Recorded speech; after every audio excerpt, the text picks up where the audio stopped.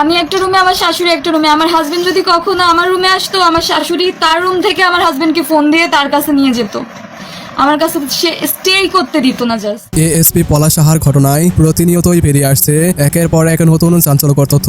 এবার এই ঘটনায় বেরিয়ে আসলো আরো কিছু অবিশ্বাস্য ও নতুন গোপন তথ্য, যা জানার পর রীতিমতো আপনার চোখ কপাল উঠে যাবে। তাই সেই গোপন অজানা সত্যগুলো জানতে এবং পলাশ সাহার মৃত্যুর আসল রহস্য সম্পর্কে বিস্তারিত তথ্য জানতে ভিডিওটি শেষ অবধি দেখার অনুরোধ রইল।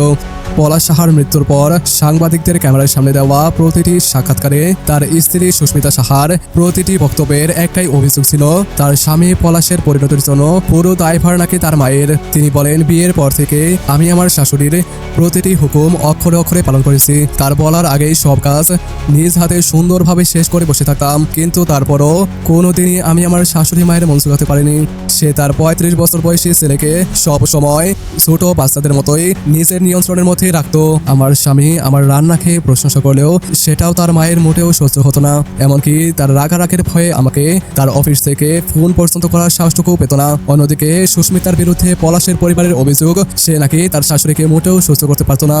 শুধুমাত্র তারা দুজন একসঙ্গে থাকার জন্য সে নাকি তার শাশুড়িকে গ্রামের বাড়িতে পাঠিয়ে দেওয়ার জন্য পলাশ সাহার উপর বারবার চাপ প্রয়োগ করতে থাকে।